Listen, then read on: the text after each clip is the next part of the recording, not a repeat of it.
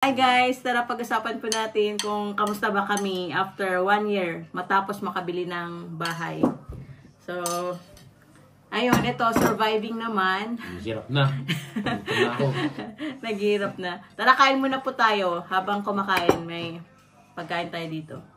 Ano, So, kamusta nga ba? Naghihirap na nga. Ayun. After 1 year, ramdam mo na yung mga babayaran. Halos walang matira sa Ano sahod. halos? Hindi halos. Ay, hindi ba halos? Walang matira. Wala daw talagang natirang sa sahod namin. Halos wala kaming savings. Anong halos? Wala din saving. Alisin mo yung halos kasi talagang wala. Ayun. Pero nakaka-survive naman. Yun nga lang, nagamit na namin.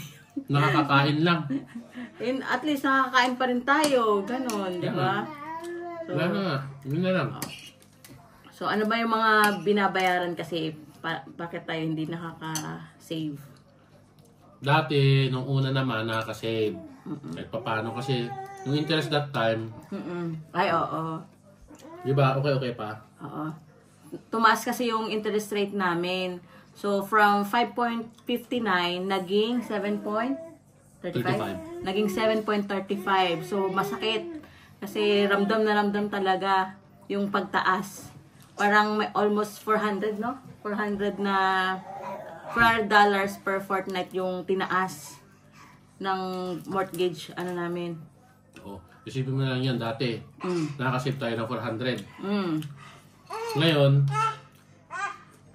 dahil tumas ng 400 per fortnight, di ba? Per sahod. Oh, ano pa matitira? Wala na, oo. Matitira na lang. Halos sahod ko, tanggal doon na sahod ko lahat yung mortgage pa lang namin.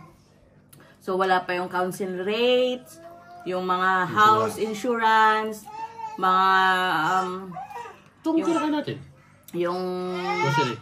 grocery, yung Basta yung internet, Yung gas, bahay. lahat. Yung bahay, sa sahod mo lang napupunta lahat yun. Wala nang iba. Sa bahay lang yun. Bahay lang talaga. May konti, pero Wala. wala daw.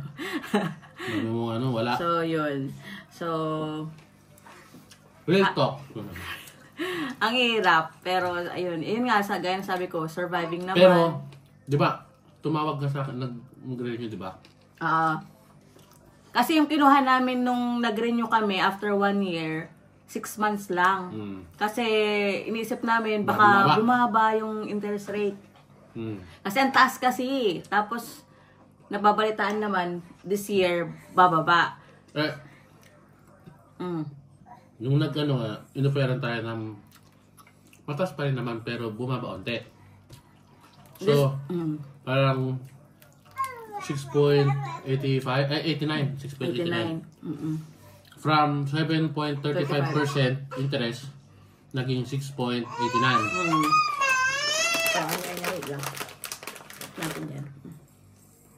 So,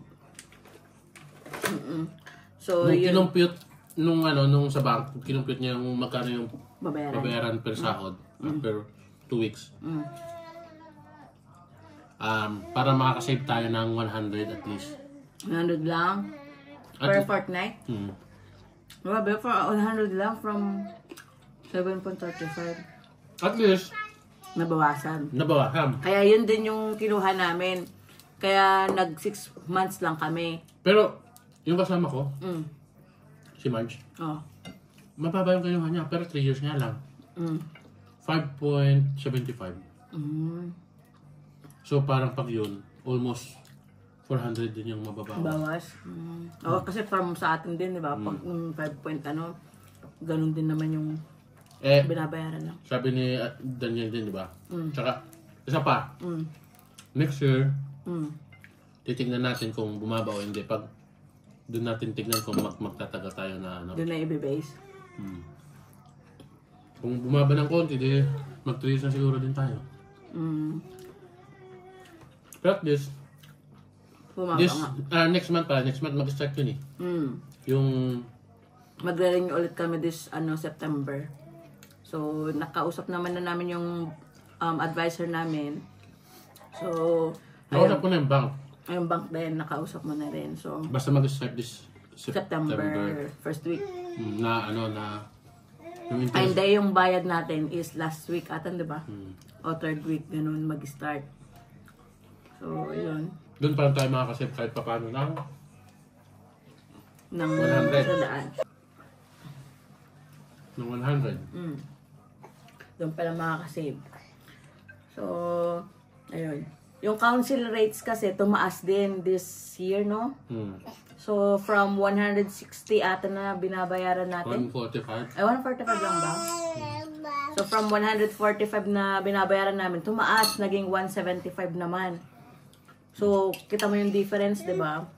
Ay, fortnightly din namin binabayaran yun. So, ramdam din. Masakit. Tapos, syempre, yung mga cost of living dito, hindi na rin naman basta-basta.